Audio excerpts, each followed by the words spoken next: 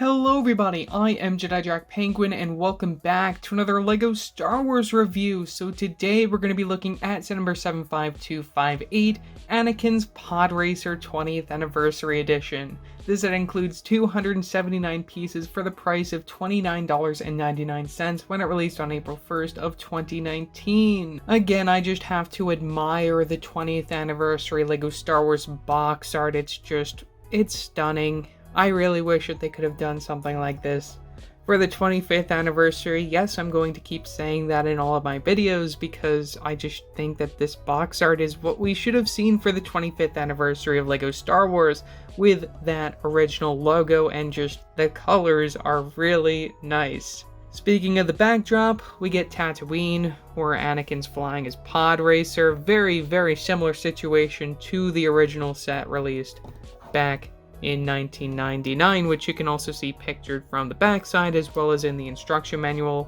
See all of your collectible characters from the backside and some of the features for the build. As I got this back on release, I already opened this set. It included 3 numbered bags as well as a sticker sheet and the instruction manual mimicking the front of the box for the time. From the back you get your Win Robot, piece count 2 pages, and some lovely advertisements for a failed gimmick wave, our minifigures for this April wave, and I have to talk about LEGO including information from the front of the instructions, something that they aren't doing with the 25th anniversary sets, so it's really great to see that they're doing that here, even featuring a comparison of the original set released in 1999 compared to this newer version that they released in 2019. This kind of stuff is really what I wish LEGO could include in these 25th anniversary sets, even if they're not reimagined versions of their original sets. Going in size order, first we have little Anakin Skywalker, who I really wish included a hairpiece in addition to his racing helmet, but it's fine, it fits the set pretty well, and it's also what we saw back in the day for Anakin. He didn't have a hairpiece. We get the printing from the front of the torso as well as the back, and a double-sided facial expression, one with a big happy grin, and then from the other side, more of an unhappy look. Now, the last thing that I have to mention when it comes to this figure's inclusion is the fact that he did also appear in a $10 Microfighter set back in January, so it is a bit of a shame that it's the same exact version, though, I mean, can't really blame LEGO. They love to save money when they can. There's really nothing that they could have done to make this figure any more special unless they just included a hairpiece, which is really what I would have liked to have seen in this situation. Surprisingly, this was the first regular retail set to include mid-size legs for a character. Beating out Harry Potter, who'd get it over this summer, I think it's really cool that they decided to test it out first on Padme, and it works very well in my opinion to show how she would have been as of episode 1. Now we do get a brand new torso piece, though unfortunately LEGO happens to reuse the Jen Erso head in this situation, which doesn't really look like Padme in my opinion. What they had used recently, 2023, within the gunship set looked very good for Padme, though even so that was still a reused facial expression. I don't know, I just think that they've done a better job when it comes to Padme's face. Maybe we'll get lucky in the future and see a new episode 1 or episode 3 version is just long overdue at this point. And then the last thing I have to talk about is that we do get a brand new hairpiece for her character, which I believe has remained exclusive. Definitely shows where the budget went on this figure aside from the torso print, which does continue on the back. Might as well just remove the hairpiece so you can take a better look at that as well. Really not a bad figure, just the facial expression is a tad off in my opinion. And then finally, to celebrate 20 years of the LEGO Star Wars theme, we get an exclusive version of Luke Skywalker reimagined from 1999 with the classic Rebel pilot outfit, the classic helmet prints, which now they've gone really detailed on those helmet prints, and current day pilots have arm printing and dual molded legs, which you'll even see on a keychain that's releasing in May, which I may get solely because of those parts. Additionally, we get a lightsaber for the accessory, and from the back side, to tell this apart from the original version, you'll see that 20 years of LEGO Star Wars logo. Like the other anniversary figures, this one is no different, including a stand with an exclusive print with the name of the character, Luke Skywalker. You can place him from the back on the studs. And you also get this plate piece from the side in order to connect this character to the others in the wave. With our minifigures out of the way, it's time to take a look at Anakin's Podracer.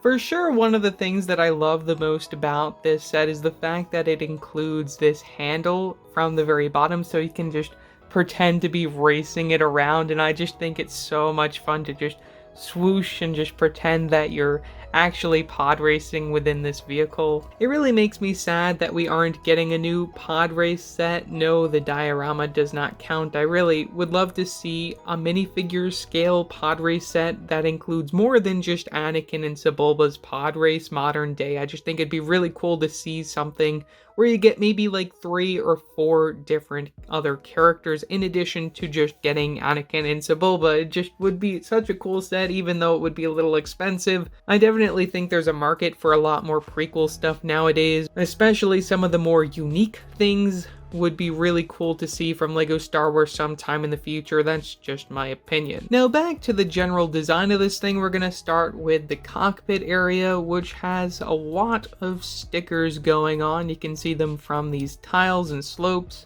all around that back slope piece, and then again from this side. The controls are made using these tap pieces, and we get plenty of studded room so you can actually sit a regular minifigure in here if you don't want to just stand little Annie inside. You're going to want to stand him from the back. Gives him plenty of room to actually hold on to these controls, though he can't actually really hold on to them just because the connection is in a weird place. Moving down the build, we get these long tube pieces, which I believe were brand new for this particular set. If not, they have come in other like Technic-based sets. You'll also see these translucent clear Technic pieces leading from that cockpit to the front of the vehicle. These we have seen in other sets before. Specifically, these ones that curve up have only ever came in one other set, and that is the 2011 Anakin's Pod Race, or actually it came in both Pod Race builds for that set. You guys can look forward to a review of that sometime in May. Now on to the engine builds. One thing that I really like about these compared to the last Anakin's Pod Racer that released in 2011 is just they feel so much more detailed. They're using a lot more smaller pieces to get smaller details, especially just seeing the colors all mixed and matched. I think they did a really nice job. You even get some weird pieces in here like these sword pieces, which I believe were introduced in the Lord of the Rings theme in that bronze silvery color. So cool to get that piece. Very interesting piece that you'll find 4 times in this set. From the center, I really like getting these lightning pieces in pink, which I think is such a better build for this compared to how they did it in the 2011 set. Definitely a big improvement there. You'll also see the stickers continue from the very front. I believe this is even the same exact piece that was used on the original set, so it's crazy to see that that still exists. Again, it's just so fun to hold onto the handle and swoosh this around as if you're actually racing. It makes it look as if it's from the LEGO Star Wars video games, which I just think is really fun. So overall, for only $30 back in the day, cheap price, minifigure selection works very well, even though Anakin came in a $10 microfighter a few months before.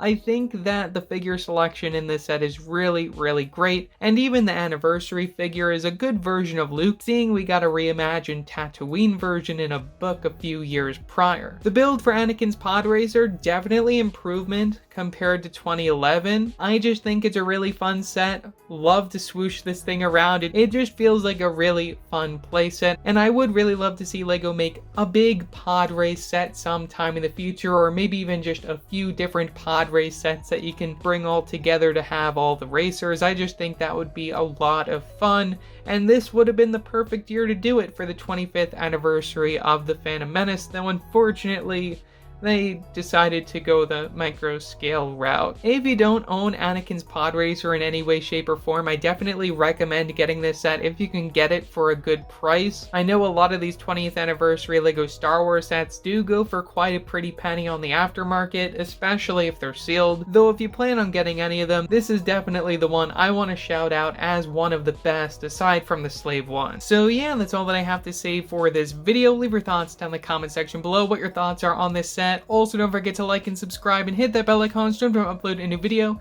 So yeah, that's it for now, and I will see you next time. Bye!